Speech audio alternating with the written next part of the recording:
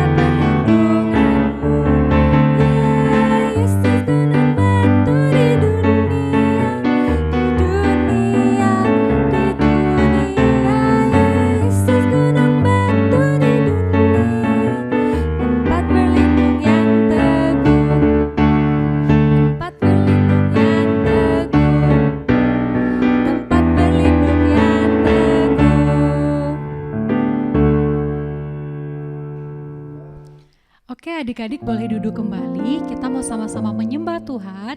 Kita duduk dengan tenang ya. Kita mau angkat pujian kita.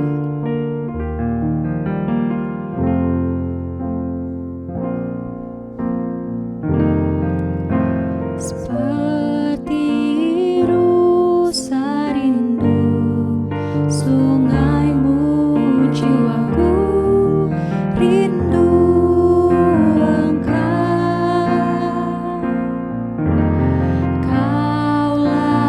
Tuhan hasrat hatiku, ku rindu menyembahmu. Seperti rusa rindu, seperti rusa rindu sungaimu, jiwaku rindu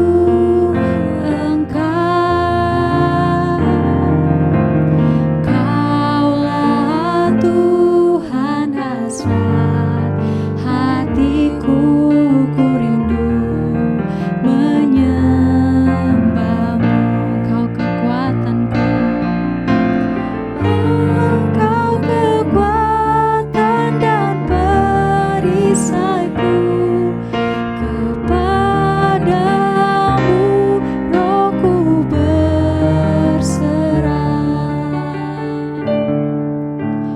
Kaulah Tuhan hasrat hatiku, ku rindu menyembahmu. Sama-sama panggil Yesus. Yesus,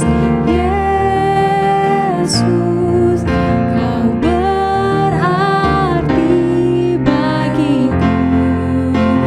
Oh Yesus,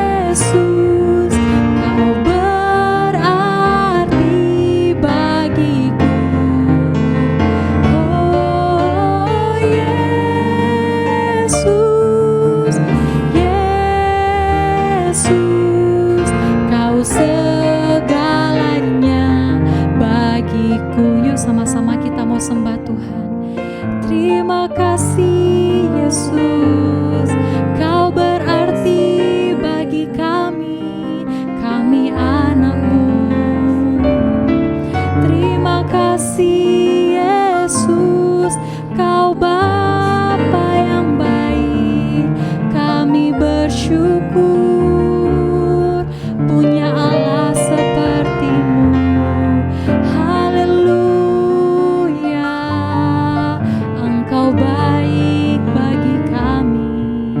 Yesus, kami sembah Engkau. Terima kasih Bapa buat kebaikan-Mu dalam hidup kami. Yesus, kami bersyukur Engkau baik bagi kami.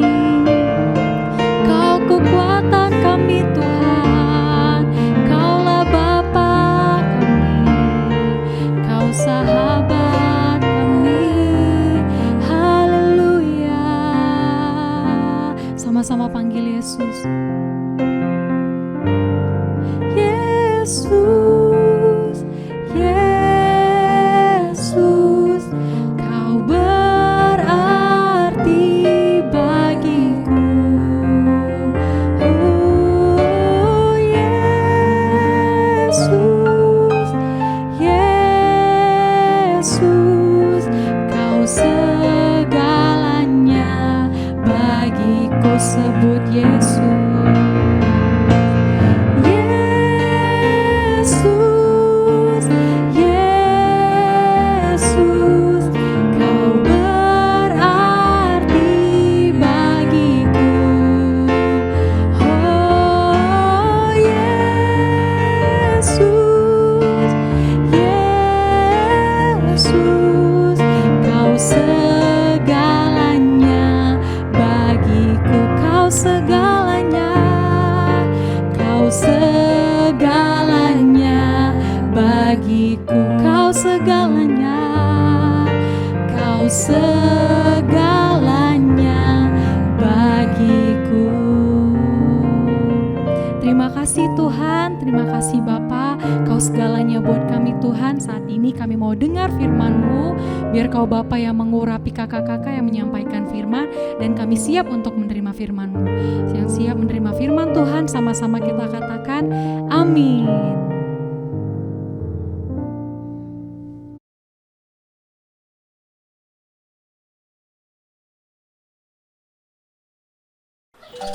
Di sebuah kota bernama Kota Yope, tinggallah seorang murid perempuan bernama Tabita atau biasa dipanggil Dorcas. Ia adalah seorang yang suka membantu orang lain. Tabita suka bersedekah untuk membantu orang-orang yang kesusahan.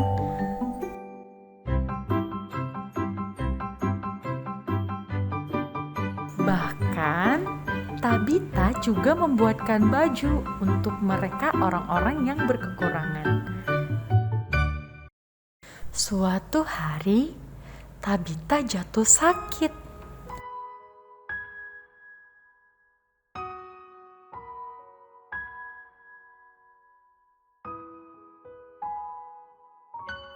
Dan akhirnya Tabita pun meninggal.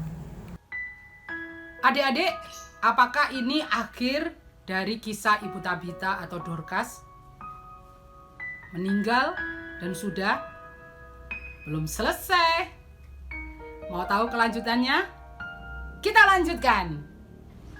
Pada waktu itu, adik-adik, murid-murid, teman-temannya Ibu Dorcas, Ibu Tabita mendengar bahwa salah satu murid Tuhan Yesus yang namanya Petrus ada di kota Lida. Nggak pakai H ya, Lida. Nah, kota Lida itu nggak jauh dari kota Yope tempat Ibu Dorcas. Maka murid-murid yang lain menyuruh orang untuk datang kepada Bapak Petrus. Mereka datang kepada Bapak Petrus dan menyampaikan bahwa Ibu Dorcas, Ibu Tabita memerlukan pertolongan. Pak Petrus ketika mendengar hal itu, dia langsung berkemas dan dia pergi ke Yope. Apa yang akan terjadi ya? Kita saksikan selanjutnya. Kita lanjutkan. kisah tentang Ibu Tabita. Sesampainya Bapak Petrus di Yope, mereka langsung membawanya ke loteng atas, adik-adik. Lalu para janda berkumpul di situ menangis dan menunjukkan baju-baju yang telah dibuat oleh Ibu Tabita untuk membantu orang-orang yang miskin. Wow, Ibu Tabita baik ya, luar biasa. Lalu Bapak Petrus menyuruh semua orang pergi. Lalu Bapak Petrus duduk berlutut di dalam kamar dekat mayat Ibu Dorcas dibaringkan. Dan Bapak Petrus berdoa kepada Tuhan Yesus. Kembali bersama saya di dalam berita terkini tentang Ibu Tabita atau Ibu Dorcas. Sekarang saya sudah ada di TKP. Nah, ketika semua orang sudah pergi, Bapak Petrus berlutut dan berdoa kepada Tuhan, meminta mujizat kesembuhan untuk Ibu Dorcas. Lalu setelah berdoa, Bapak Petrus memalingkan wajahnya kepada mayat Ibu Dorcas yang sudah terbaring. Lalu dia berkata, "Tabita, bangunlah."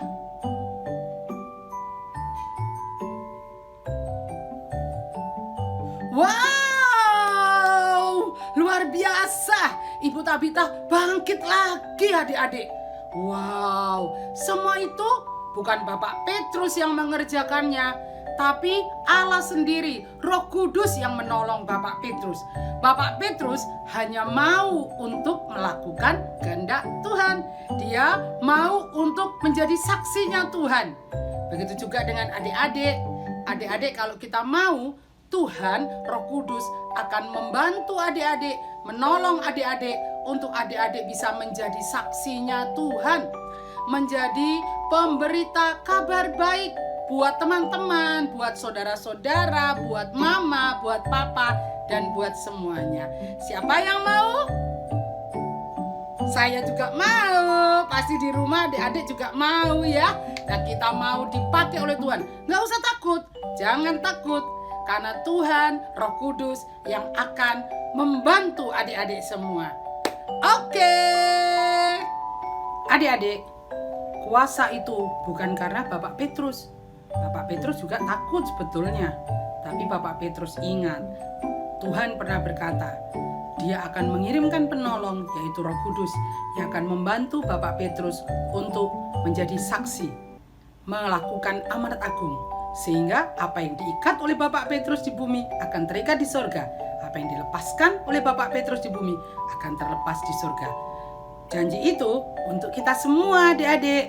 Nah, kita akan baca ayat hafalan kita pada hari ini, minggu ini, yang kita ambil di dalam Matius pasal 18 ayat 18. Gampang kan? Matius 18 ayat 18. Kak Maria bacakan saja. Nanti adik-adik akan hafalkan ayat hafalan ini di kelas Zoom masing-masing ya. Atau kalau yang nggak ikut kelas Zoom, yang menyaksikan lewat YouTube, bisa belajar ayat hafalannya dengan mama atau papa di rumah. Matius pasal 18 ayat 18. Aku berkata kepadamu, sesungguhnya apa yang kamu ikat di dunia ini akan terikat di sorga. Dan apa yang kamu lepaskan di dunia ini akan terlepas di sorga. Siap adik-adik? Oke, selamat masuk kelas Zoom masing-masing. Tuhan Yesus memberkati. Sampai ketemu lagi. Shalom.